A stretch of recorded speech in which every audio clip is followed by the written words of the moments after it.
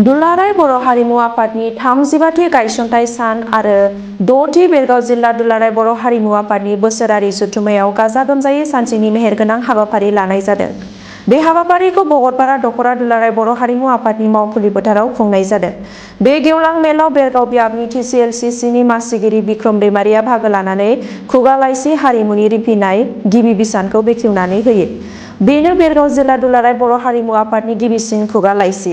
लोगोसे भगतपारा ओनसोलनि महितुस ब्रह्मआ IIT बाराणसियाव बाय'केमिकेल engineering बिफाननि नैथि बोसोराव फरायफुबाय थानाय फरायसानो बेरगाव बियाबनि TCLCCनि मासिगिरि बिक्रम दैमारिया गावनिफ्राय राङारि अनसुंथाइ होदों।